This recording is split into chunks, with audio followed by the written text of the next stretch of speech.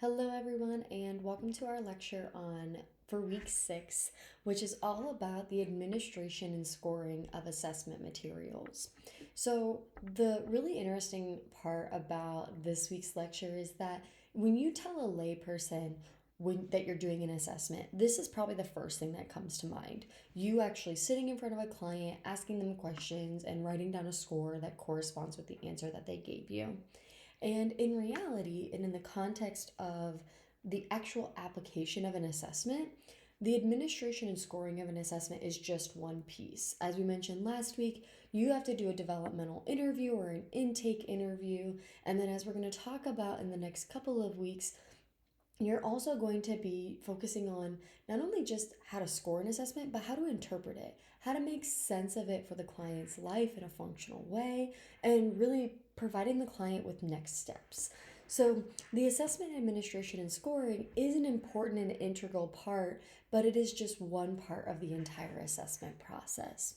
So, let's jump in similar to last week by starting with a discussion of the things that you're not going to hear about in an assessment textbook. So I think it's really cool that one of the things that first comes to mind for me is that a lot of times learning assessments can seem a little bit daunting, especially when you're first getting started because it's an entirely new subject to you. But the really cool thing about assessments is that a lot of the assessments fall into similar categories as one another. So once you start to learn how to do a few assessments of different categories, so you learn how to do a screening assessment, you learn how to do a structured interview, you learn how to do a comprehensive assessment. Once you have experience in those categories, it gets a little bit easier to learn the new assessments because all of the new assessments are going to fall somewhere in those categories or between those categories, and you're able to apply the skills that you've learned on these previous assessments to new assessments, which I think is pretty cool because in this class, we're only meeting for 8 weeks. So I can't teach you about every single assessment that you will ever give a client. But what I can do is I can give you a little bit of a background into various different assessments and give you some of that experience so that you can feel a little bit more confident going into an assessment. But also, you're not always going to feel confident going into an assessment. And part of that is because it's really hard to teach someone how to do an assessment. In fact, one of the best things that you can do when learning how to administer an assessment is to read the manual for that assessment. So, with each assessment procedure, each assessment inventory, you are going to have access to a manual that was created by the publishing company or by the creators of that inventory that walks through exactly how that assessment should be administered. What words you should say to introduce the assessment, how you should score it, if there are questions that you need to ask, how you interpret those, when to ask follow up questions. All of that information is in the manual, which is kind of frustrating as a clinician because it's like, oh, well, why am I not learning about this in school? And part of that is because these manuals change all the time. Every time that a test gets updated, a new manual gets published, and the agency that you work for, your independent practice, has to buy a new manual and new test materials and learn about the changes, learn what you need to do differently in the way that you administer the test. So, those manuals tend to be the most important learning tool for being able to effectively administer a test, but also in staying up to date on a test. So, learning how to change the way that you're administering that assessment. But also at a master's level, there are generally three major categories of assessments that you are likely to not only see, but also to administer. And those include screeners, structured interviews, and comprehensive online assessments. So I want to take a little bit of time and go into a little bit more detail on each of these, starting with the screeners. So, most generally, screeners are administered at the intake session or even before the intake session takes place. So, at a lot of agencies, you might include screeners in your intake paperwork or as part of like your intake packet that you give to clients and say, hey, I need you to have this filled out before you come in for our first session. And that includes like all of their consent documents and all that sort of stuff. Or you can also use screeners at subsequent sessions as a way of tracking clients' progression of symptoms. And because these screeners can be used in different environments, including before a session or even at subsequent sessions, there are multiple formats that you can use for screeners. You can have your client fill them out on paper and pencil in the waiting room while they're waiting for your session to start. They can even fill it out in the first couple of minutes of the session in the room with you. Or you can use some of the online therapy systems, such as Theranest or other therapy systems, where you can embed the screener in the system and then send it to the client via email. And generally, the screeners are used to monitor clients' symptoms in specific areas. And in the assessment process, we sometimes use screeners to confirm previous diagnoses that a client mentions to us. So, a good example of this is if you have a client who's coming in and says, yeah, I was diagnosed with major depression by my medical doctor, by my MD. And you ask the client, oh, do you have a copy of that record? And the client isn't able to get you a copy of it. You might use screeners to help confirm that the client has an active diagnosis in that area. And also, screeners are really nice because they're incredibly quick. Oftentimes, they can be administered and scored in total in less than 10 minutes. A lot of times, if I'm using a screener with a client, I will have them do it in the waiting room, and then I'll bring them into the therapy room and I'll actually be scoring the assessment while I'm asking them what's been going on since I last saw them and they're filling me in. And I'm just doing that to get a quick feel of where they're at, and maybe if there are sort of critical questions in the screener, making sure I'm paying attention to those and making them a point of conversation in our session if the client endorses them. So, a good example of this is if you have a client who fills out a depression screener and indicates that they've been experiencing thoughts of suicide. That's a critical question that you pay attention to in a screener that then opens the door for conversations that you have with the client. And also, scoring for screeners is incredibly simple. Most of the time, screeners are scored as a global overall distress scale, and that scale is determined by just summing the values on every answer. So, just quickly just tabulating, okay, here's what your total is on all of your answers, and based on that, here's what your general global distress scale is for this inventory. Some examples of screeners that are pretty popular include the GAD-7, which is the Generalized Anxiety Disorder Inventory or Screener 7th edition, the PHQ series, which is the Patient Health Questionnaire series. They have different questionnaires for different topics, like there's one on therapeutic relationship, there's one on anxiety, there's one on depression, which is the PHQ-9. You also have the EAT or the EAT, which is the Eating Attitudes Test, which is a screener for eating disorders or disordered eating. And then you also have things like the Mood Disorder Questionnaire, just as examples of screeners that you can use primarily with adult clients. And in this class, you are going to be using a couple of these screeners in the assessment that you're going to be interpreting. So I want to go into a little bit more detail on those. One of the first of these is the PHQ-9, which, as I mentioned, is the Patient Health Questionnaire 9th edition. And the PHQ-9 is an instrument that's used for screening, diagnosing, monitoring, and measuring the severity of depression. So looking specifically at if someone is having an active major depressive episode, what changes in their symptoms you are noticing as their clinician or as their assessor, as well as the severity of their symptoms and of their diagnosis at the time that they are coming into the room with you. And although the PHQ-9 can be a helpful tool in determining diagnosis, the PHQ cannot be used independently as the only decision in diagnosing a client with major depressive disorder. This is just a tool that you can use to supplement diagnosis. And the reason why we use the PHQ-9 is because it's incredibly reliable and valid. It has strong indices of reliability and validity. It's consistent and it truly does measure depression in our clients. It's in fact the PHQ-9 has an internal consistency that's over 80, which is incredibly great in terms of the stability of an assessment. And in a study that was involving two different patient populations, they produced Cronbach alphas of 0.86 and 0.89, which is amazing in terms of the internal reliability or the internal consistency of the PHQ-9. And also, the PHQ-9 has pretty high criterion validity, which was established by using a client base or normative group of 580 individuals who were experiencing symptoms of depression.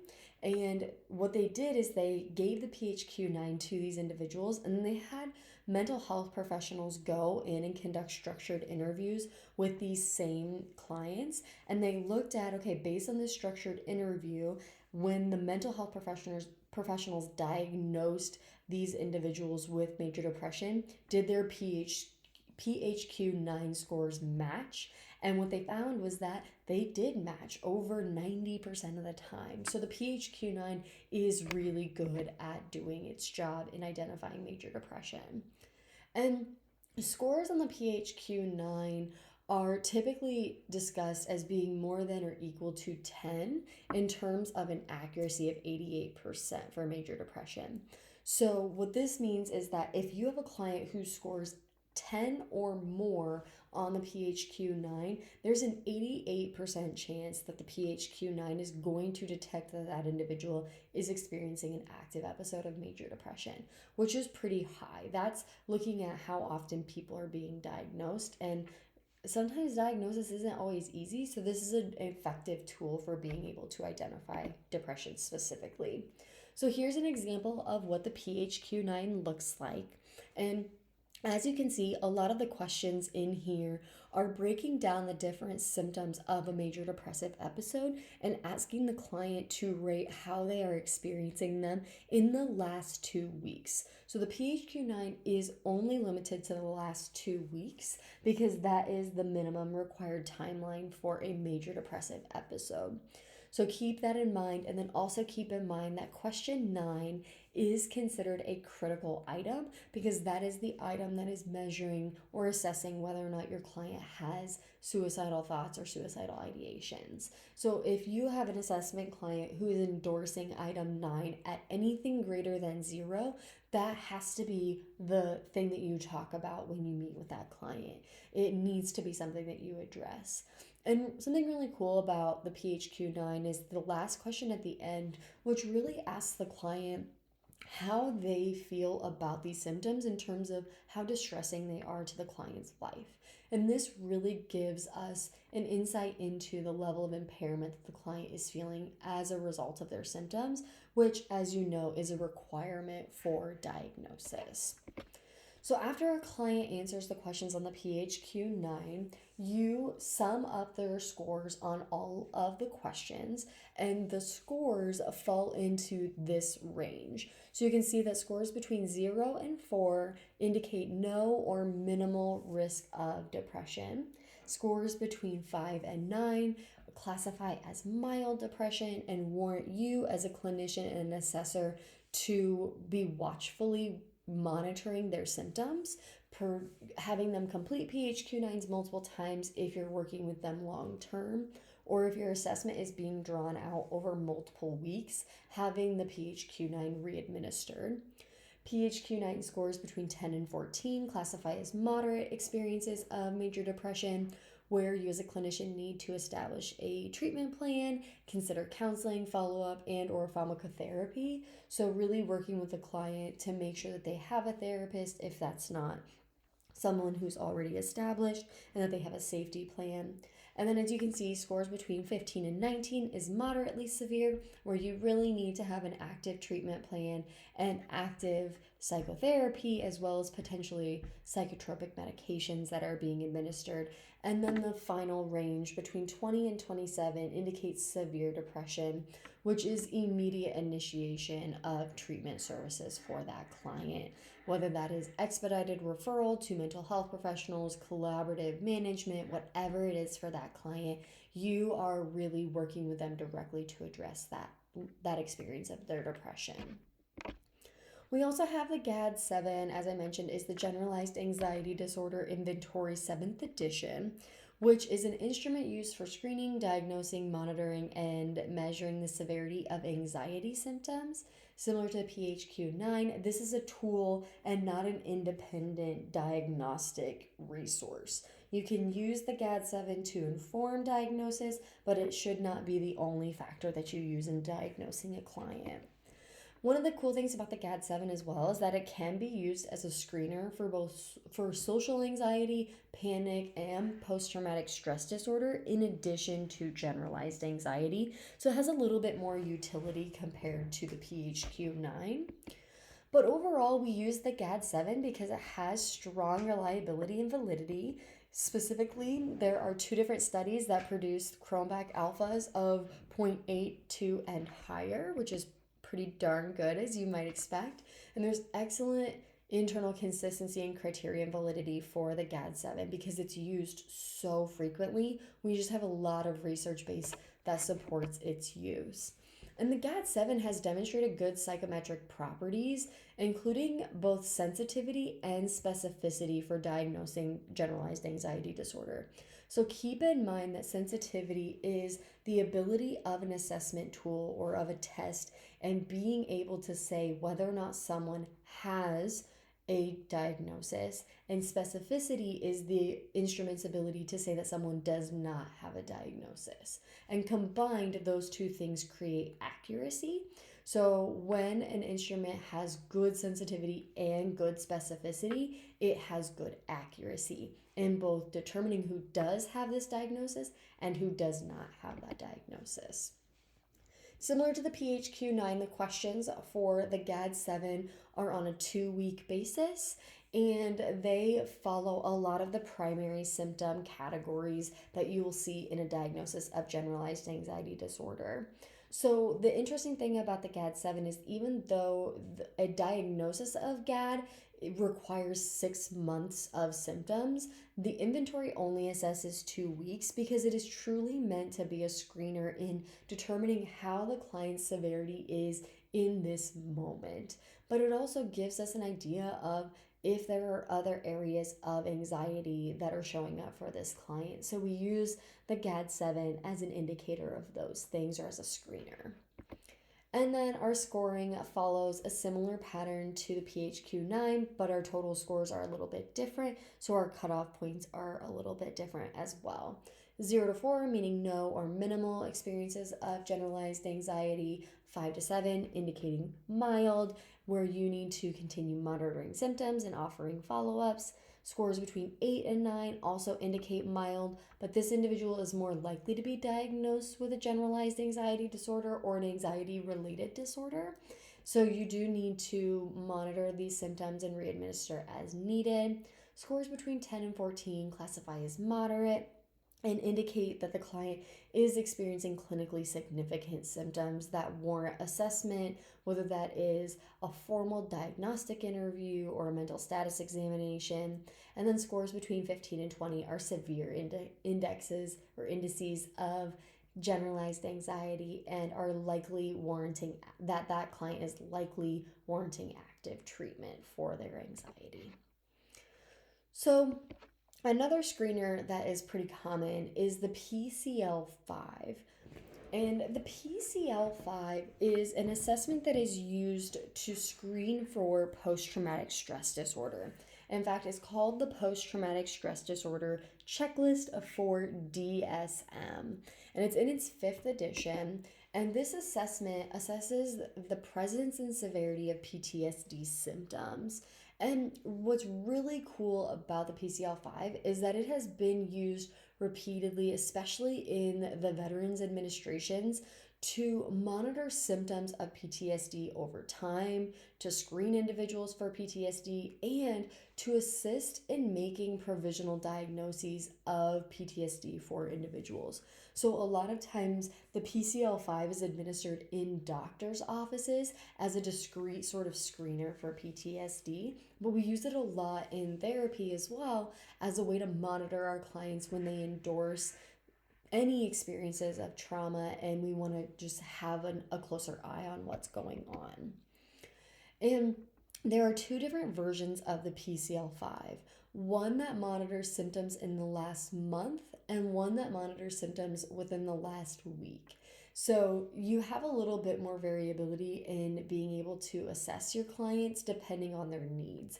Typically, if a client has more active PTSD or is more severe, you're going to be administering the PCL5 on a weekly basis. So, if that means as an assessment, you're giving this assessment every time that you meet with your client. But if a client is just endorsing more minimal amounts of post traumatic stress disorder, then you can administer the monthly one. But a good rule of thumb is to always start with the monthly one because it includes a screener for PTSD in terms of criterion A symptomology. So we'll talk a little bit more about that. But the reliability and validity of the PCL5, as you might expect, is incredibly strong. Studies have demonstrated that the internal consistency of the PCL5 is 0.9, test reliability is 0.82, and convergent validity ranges between 0.74 and 0.85, whereas our discriminant validity, which we want to be low, is between 0.31 and 0.60. So we see that this is a robust study or a robust assessment, and that's why we continue using it. And overall, the PCL5 has demonstrated pretty good psychometric properties, including sensitivity to change over time, particularly amongst military service members and undergraduate students. So as I mentioned, the PCL5 was developed by and in the Veterans Administration and has been used repeatedly with service members, but we've also used it in undergraduate studies to really see if we have a population that's a little bit more apt to have experiences of changes in symptomology pretty rapidly. Does the PCL5 pick up on that? And the studies say that it does. So the PCL5 is cool in that there are these different versions. So I'm going to show you the monthly version and then I'll talk a little bit about how it varies for the weekly version. So one of the reasons why you typically start with the monthly version of the PCL5 with a client is because the first page of the PCL5 monthly is the brief assessment for criterion A in terms of a PTSD diagnosis. So in order to be diagnosed with PTSD, criterion A requires that an individual has been exposed to trauma, whether that is actual or threatened death, actual or threatened sexual assault, having one of those things happen to a loved one, or being exposed to those things through our jobs. And the monthly assessment is the only assessment within the PCL5 family that includes that assessment of criterion A. If you have a developmental intake with a client that directly tells you, I have qualified for criterion A, you can bypass this monthly assessment and just go to the weekly assessment because you will have already gathered this information through that developmental interview. Because both the both the weekly and the monthly assessments of PTSD through the PCL5 are similar in terms of the questions. So these are the same questions regardless of if you're giving the client the monthly assessment or the weekly assessment. What changes is the timeline. As you would expect, for the monthly assessment, you're asking the client to rate themselves on each of these items in the last month, and in the weekly assessment, you're asking the client to rate themselves across the last week. And one of the cool things about the PCL5 is that it also has some of those critical items for assessing suicide and looking for those symptoms in your client. So you are getting a little bit more of a robust assessment of your client overall. And the way that we sort of use the PCL5 monthly is that the beginning page is really assessing criterion A, And then each of the questions in this part that you see on the screen is assessing the remaining criterion or the remaining criteria of PTSD in our clients. So typically the way that we talk about it is that if a client endorses specific numbers at 2 or higher, so at moderately or higher, then we would say that they meet diagnostic criteria in the DSM for that symptom. So then the scoring then takes that into account when you are looking at a client's diagnosis. So namely, when you're scoring a PCL-5, you can give your client a total severity index score, which will range between 0 and 80, and this will tell you overall how distressed is the client by their PTSD symptoms. And generally, scores above 31 to 33 indicate that your client has a probable diagnosis of PTSD, and the client may benefit from experiencing PTSD specific treatments. So whether that is cognitive processing therapy, cognitive behavioral therapy for trauma, or whatever it is for your client, thinking about those things and having those conversations with that client. But also, you can go into more detail on the specific items and really get a better feel for where the client's severity lies in their PTSD symptoms. So as I mentioned before, if a client endorses moderately or 2 or above on any of the items, we say that they meet criteria for that DSM symptom of PTSD. And within the PTSD symptomology, as you know, in the DSM, there are different sets of criteria that need to be met. So one of those is that your client needs to have at least one symptom endorsed as in criterion B, which in the PCL-5 is answered through questions 1 through 5. So as long as the client answers 2 or higher on items 1 through 5, then they meet the criteria for criterion B. In criterion C, they need to endorse one item, and that corresponds to items 6 and 7 for our client or for your assessment. Criterion B or D needs to be met with 2 answers of moderately or higher, as assessed by items 8 through 14. And criterion E is assessed through questions 15 through 20, and you need to have at least 2 of those items endorsed at 2 or higher to say that the client meets that criterion. So you can see here that the PCL-5 is really set up in a way to see exactly where the client's severity of their PTSD is really emphasized. So if you have a client who the diagnostic criteria only says you need one item in criterion B, but your client has endorsed all of them, that's telling you that your client is probably experiencing more symptomology in criterion B than maybe in other areas. And in general, the use of a cutoff score tends to produce a more reliable sort of diagnosis of PTSD in the DSM, which is why a lot of clinicians really like the PCL-5 as a screener, because it provides them with context of being able to say like, yes, okay, if it's moderately or higher, you probably are experiencing that code or that symptom in the DSM. And unfortunately, there are no severity ranges for this instrument besides clinical judgment. So oftentimes we use the PCL-5 within the context of knowing that 31 to 33 generally means that an individual is likely to have a diagnosis of PTSD, but after that, we don't have any hard and fast cutoff rules in terms of this means you're experiencing mild, this means you're experiencing moderate, or this means you're experiencing severe PTSD. So that is our conversation on screeners. As I mentioned, there are 3 general categories of assessments that you're likely to both administer and see as a master's level student. And the second of those is structured interviews. And structured interviews are the most time intensive of the master's level assessments because structured interviews are exactly what they sound like.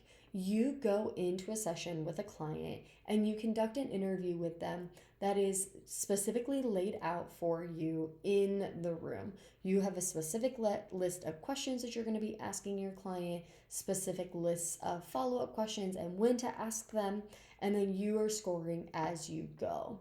And this is time intensive, not only because it takes time to actually sit with your clients, but some of these structured interviews can take up to 2 hours to administer with your client, depending on how talkative they are. And they can take another hour or more to score.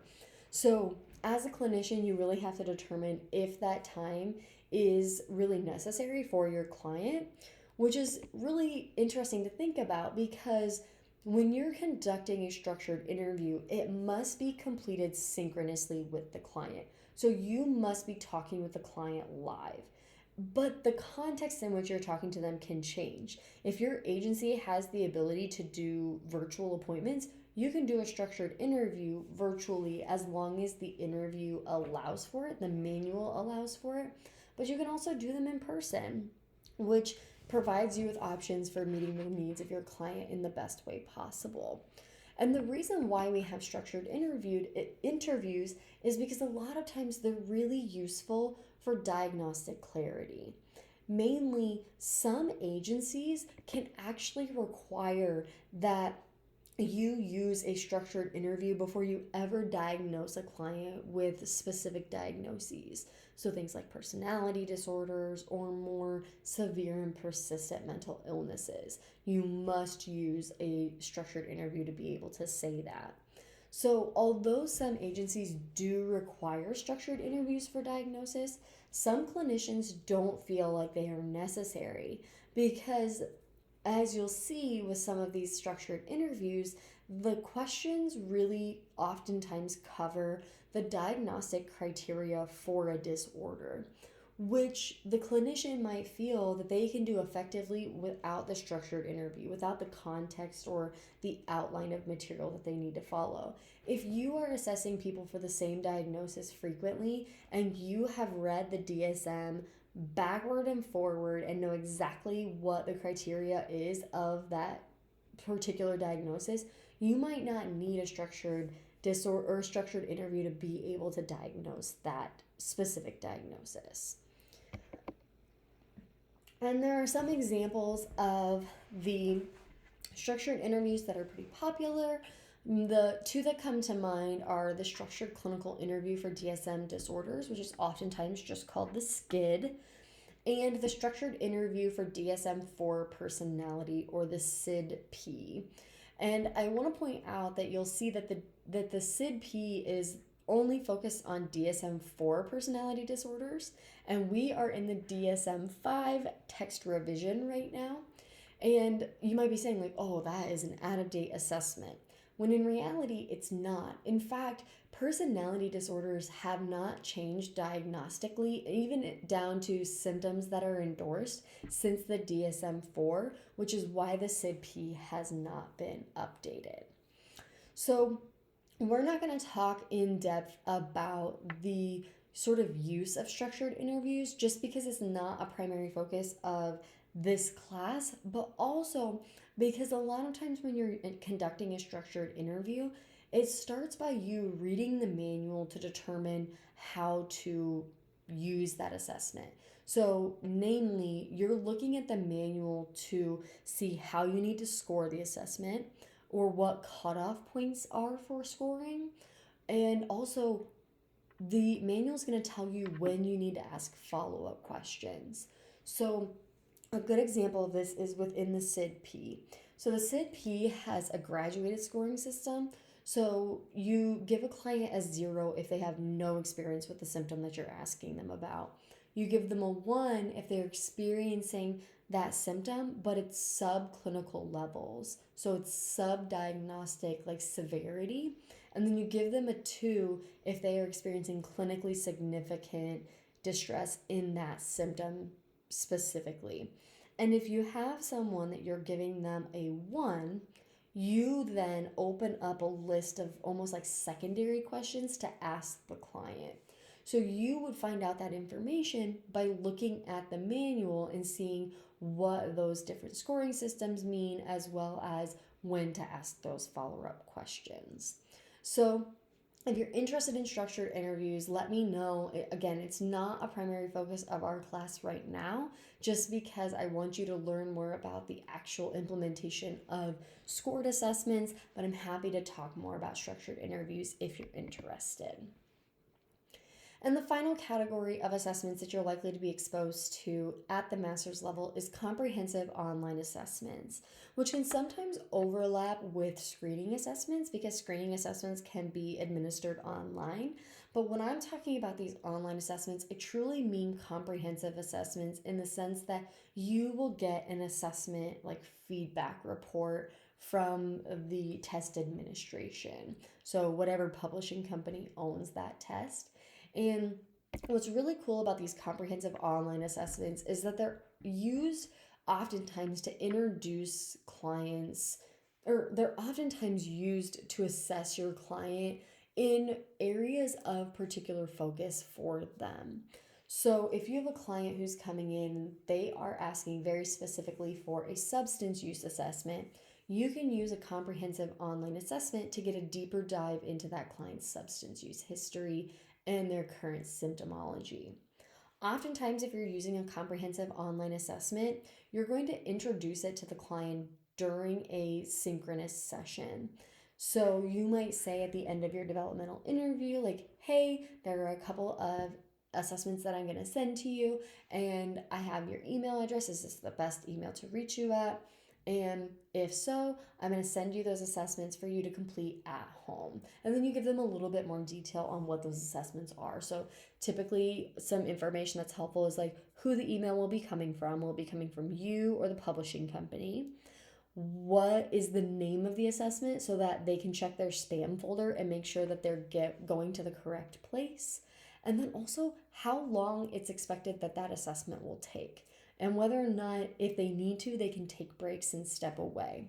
You'll see that I have an asterisk beside the word time here because it's best practice when using comprehensive online assessments for you as a clinician to give the client a timeline for completing the online assessment so that you can limit your assessment from being drug out. If you just tell a client like, hey, I'm going to send you an assessment to complete online and I just want you to complete it on your own time, you could be doing an assessment with this client for months because it's just like, oh, I don't have time. Something came up and I just haven't gotten to it. I promise I'll do it. And then it just keeps getting drug out and drug out. So a good rule of thumb is to give your clients about a week, maybe two, to complete the assessment. And of course, varying that depending on your client's circumstances. So if you have a client who says, yeah, I'm coming in for this screener intake, but I won't be back in the country for 2 weeks because I'm going on a vacation, then you're clearly not going to give them a timeline of 2 weeks. But if you have a client who says, yep, I'm good, like it's just my regular schedule, going to work, you might say, okay, take a week and have it completed by then. And that's your way of having a little bit of say over the timeline of your assessment and making sure that it doesn't get drug out for too long. One of the requirements of a comprehensive online assessment is that your client has to have access to a computer or a phone on which they can take the assessment, which can be difficult because not all clients have access to these services, nor do they have access to the internet. And you really have to be careful about having the client complete these assessments in public spaces, so like library computers and stuff like that, because these are asking the clients really personal questions, and you don't want them to be answering those questions in public spaces where it could put them at harm for their privacy being violated. And generally, comprehensive assessments will range widely in terms of the time to administer. And by the time to administer, I mean how long it takes the client to complete the assessments. So in general, you typically see a range of around 20 minutes to up to an hour, or even sometimes longer than an hour, which is where it's helpful to know how long it takes the client to do that particular assessment, then also if they can take breaks as needed. Scoring technically takes you as an assessor no time at all, because the cool thing about comprehensive online assessments is that the publishing company or whatever website is managing the assessment will do the scoring for you and will give you an output, a scoring output that you then take and use. So instead of you taking time to score, you as a clinician are required to interpret the scores. So you should never copy word for word the content in a score report that is generated by a publishing company and put it into your assessment report. That is absolutely a hard do not do that, because a lot of times these score reports are not written in a way that clients will understand, and also they're written in a way that only looks at the client for their scores and not everything else that's going on in their lives, everything that they do, and all of the other contextual variables that you have established with the client through the developmental interview. So some examples of comprehensive online assessments that are pretty popular are the Adult Substance Abuse Subtle Screening Inventory, or the SASI, the Personality Assessment Interview, which is also called the PAI, and the Behavioral Rating Inventory of Executive Functioning, which is oftentimes just called the BRIEF. So in this class, because your primary focus is being able to administer and conduct a substance use assessment, I want to go into more detail on the SASI. So we're currently in the 4th edition of the SASI, which is an assessment that identifies high and low probability of substance use disorders, while also including scales for prescription drug use that might be helpful if your client endorses misusing prescription medications. Overall, the measures of an SASI report are really robust, because within the SASI report, within the SASI assessment, clients are assessed for validity as well as client insight into experiences that the client might not be identifying with you through a developmental interview.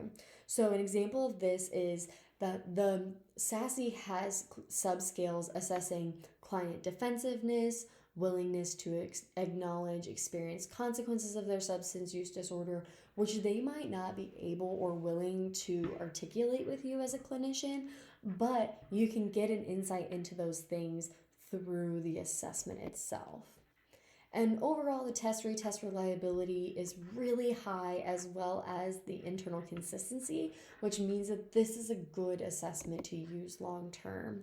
And overall, the SASI has demonstrated strong sensitivity and specificity. It's incredibly accurate in being able to diagnose as well as not diagnose when needed. So one of the cool things about the SASI is that you are given an output or a score report for your client after they complete the assessment online. And it's your job as the clinician to read and review the SASI score report so that you can use that to interpret the findings for the clients and really to establish your interpretation of what it means in the context of your client. So page 1 of that score report is going to provide you as a clinician an overview of your client's results. So the main findings sort of summed up in one area. Page 2 then goes into detail on your client's overall response patterns, on their validity scales as well as their clinical scales, as well as providing each of the readers with a guide for reading the graph and how to sort of identify the decision rules in the SASI 4, which we're going to talk about in more detail. Page 3 provides a more detailed overview of the most pertinent findings for your client. So for whatever the client has endorsed as an elevated scale, page 3 is going to go into detail on what those elevated scales mean. And that's really where you get into what you as a client or you as a clinician need to interpret in a way that's going to make sense for the client. And in addition to the SASI 4 results, there are supplemental clinical information that you are required to obtain with your client through a clinical interview in order to determine if the client truly does have a substance use disorder diagnosis. So the way that we talk about this is that you can't use the SASE by itself to determine diagnosis. You have to meet with the client, you have to talk with them, and you need to know what they're experiencing, because the SASE is just going to tell you if they have a substance use disorder or not. It's not going to tell you the severity of it, the classification of it, so whether or not it's active or not necessarily active, but if they're experiencing remission at this time. You're not going to get that information in the SASE, but you're also not going to know the category of it. You're not going to know the substance based on the score report itself. You have to get that information through your clinical interview. So here's a breakdown of what a sample SASE report looks like. So this is a brief summary of page 1. So actually I cut off the top part here, where normally page 1 also includes just a summary of your client's demographic information. So their name, their age, why they're coming in, whatever you put into the system. But you're going to see an overall sort of overview of the client's screening. So whether or not they have a random response pattern, if they indicate having a high probability or a low probability of substance use disorder in alcohol or other drugs, if there's risk with acting out, risks with defensiveness, indications of emotional pain, as well as prescription drug abuse. Then page 2, the first half of page 2 is going to look something like this, which is the response pattern of your client presented in a graph form. And overall, the rest of page 2 goes into how you interpret this chart. So it's important to keep in mind that the way that this chart is organized is it displays your client's scores in comparison to the normative group for the SASE.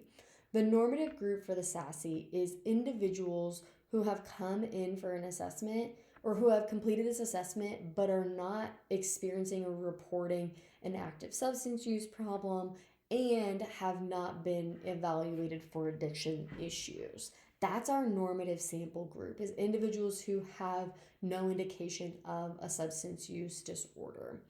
So scores in the SASE report are reported as T-scores, which is a specific type of standardized score. And in this report, a T-score of 50 is the mean, and there's a standard deviation of 10, which means that you would consider a client to have a score that is at risk or needs to be evaluated further if it is above 60. So a score that is over 60 or below 40 indicates that you need to examine that category further with your client, or that that client is likely experiencing significant distress in that area. So a little bit more about the SASE scales. There are various sort of categories of the scales, but going from left to right at the bottom of this scale, you'll see the terms FVA, FVOD, and SYM. And these three scales are face valid scales that are used in the decision rules to identify adults who likely have a substance use disorder. And each of these measure different things. So FVA measures face valid alcohol, FVOD measures face valid other drugs, and SYM measures symptoms. So this is looking at its face, is this client likely experiencing or at high likelihood for experiencing a substance use disorder? And these three scales measure acknowledged substance misuse and its consequences. So we say that these are face valid scales because the client is endorsing, yes, I know that I am misusing substances in this area. So it has high face validity. The next scales, the OAT, which is the obvious attitudes, the SAT, or the subtle attributes, the defensiveness, and the SAM, which is the supplemental addiction measures, are all considered subtle scales that are a part of the decision rules for determining if someone has a substance use disorder or a high probability of having a substance use disorder diagnosis. Specifically, the OAT, SAT, and DEF can be used to help develop hypotheses about clinical issues, namely a client's ability to acknowledge problematic behavior, insight into personal problems in their life, defensiveness, and low self-esteem. It isn't displayed in this chart, but another subscale of the SASE is the RAP, which stands for the random answering pattern, which is used to identify individuals who may have responded to the SASE in a meaningful way or who may not have responded to the SASE in a meaningful way. So it's included as a standalone scale in the SASE report. So if you have a client whose RAP is 2 or higher, this is an indication to you as a clinician that you need to resolve the issue with your client that is causing them to randomly answer questions. And also, if a RAP is 2 or more, that means to you as a clinician, this report is not meaningful. So you shouldn't interpret it any further. And then the final two scales that you'll see here are the CORE and the FAM, which are not part of the decision rules, which we're going to be talking about here in a minute, so just hold on. But the CORE stands for correctional, which provides an indication of the relative risk for clients having correctional problems with the legal or judicial system. And the FAM stands for family versus controls, and that is used to identify individuals who may have a tendency to focus on the needs of other people while being relatively unable to identify and take care of their own needs. So FAM and CORE tend to be the functional pieces of our assessments of our clients and really understanding what our client is experiencing in the context of their life or maybe how this is being displayed in their life. So as I mentioned, the second half of page 2 goes into a little bit more detail on how you can interpret that graph. And actually a lot of this information is what I just covered with you of like what each of these codes mean, what the mean is, what the standard deviation is, so on and so forth. But a piece that we haven't talked about yet is the decision rules, which is also included on page 2 of your report. So as you can see here, in a computerized output for a SASE report, it will say which decision rules your client met. And this is a sample for that graph that I just showed you that says this client meets decision rules for 4 and 9. And I think it's really kind of a disservice in the electronic report that it doesn't go into more detail on what these decision rules are. And actually the best place that you can get insight to these decision rules if you go to a hand copy or a hand score of the SASE report. So this is a hand scoring report for a SASE 4, and you can see here on the far right, there's an entire column of decision rules. And what these decision rules are is specific cutoff points of a client's score that will indicate whether or not they met the criteria in that area as a decision rule. So to say that they met that decision rule. So for example, you would say that a client meets a decision rule if for A, or decision rule 1, they have an FVA of 18 or more, or they have an FVOD of 16 or more. If either of those are possible or are relevant, you mark yes. And that would say this client meets decision rule 1. And there are 10 decision rules. So you can see here for our client, they don't meet any of the first 5 because all of their symptoms in these areas or all of their scores in these clinical areas are below the cutoff points. But as you go through, you can see that a client might meet decision rules in other areas. So for this particular client that we're talking about, their score is in decision rule 9. And this is a different table than the one that I showed you before, but you get the same idea.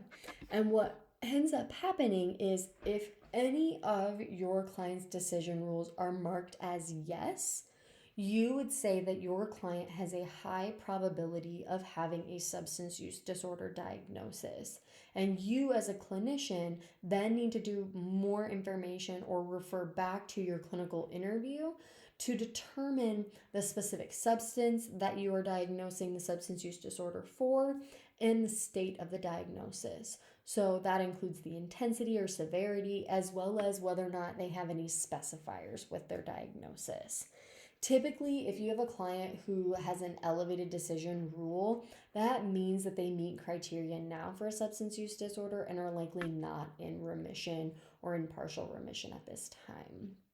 And if you have a client who marks all decision rules as no, so they don't meet any of these cutoff points, all 10 decision rules are marked as no, you would say that this client has a low probability of having a substance use disorder. So that is how you utilize the decision rule sort of cutoffs in your clients. And then page 3 of a SASE report provides a more detailed overview of the most pertinent findings for your client. So specifically, if your client has scales that are elevated, the SASE report that's online will automatically generate what it means if that client has endorsed those. So if your client marked yes on any decision rules, it's going to give you an output that explains what a high probability of substance use means. If they scored high on defensiveness, what this means in the context of the client's life, what elevated FAM looks like. And it's your job as a clinician to interpret these findings in a meaningful way that the client can understand, which is where we come back to that hard rule that you should never copy exactly word for word what is included in this score report. You as a clinician need to take this information and put it into a context that is meaningful and important and understandable to your client, and then include that in the report.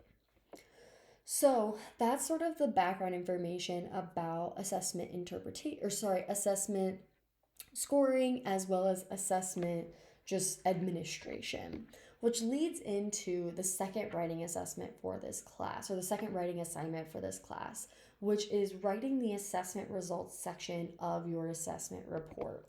So more specifically, this week, you are going to go into Canvas and you're going to open all of the documents under the assessments to score heading for the week 6 module.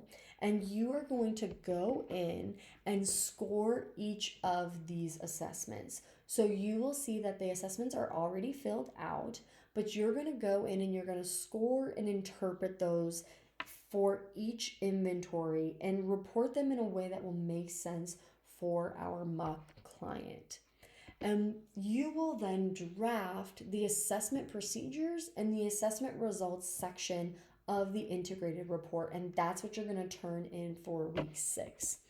So when you're writing the assessment procedures section, follow the sample substance use evaluation report that's on Canvas, and you can see exactly how the assessment procedures section is sort of laid out. It typically starts with what diagnoses you will render and then what administrative procedures you use. So when your developmental intake was used or was done, and then what what assessments you actually administered with your client, a straight list of those. And then you are going to write the assessment results section. For our report, your assessment results will have 2 subcategories. The substance use assessment category, which is going to discuss the results of the SASE-4, but you're also going to have a social emotional assessment section, which is going to include the results of the PHQ-9, the GAD-7, and the PCL-5. So use those sort of as your subheadings, and then write a report that summarizes the results of those assessments in the context of a way that a client will understand. So you have an elevated score on this assessment, which means you're likely experiencing moderate levels of anxiety or whatever it is for this client.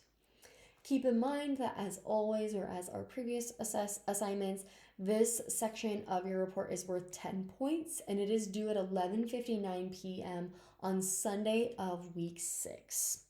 So, as always, keep in mind some general information that although you're writing a draft of this section, you are expected to submit a fully developed and well-written draft of the assessment results and assessment procedures sections. And you will receive detailed feedback on how to further improve your report based on the work that you provide. And You will earn your grade on this assignment by the effort that you put into the draft and your ability to cover all of the required components. So, do you have the assessment procedures section in all of the subheadings? Do you have the assessment results section in all of its subheadings? And once you get that feedback, your job is to then integrate that feedback into your final report that you will submit during week 8, because your final integrated assessment report will be graded on your overall writing quality as well as how well you implemented the feedback that was provided to you. So that is where we are going to wrap up our lecture on week 6. Please reach out if you have questions, and I will see you all in the next lecture.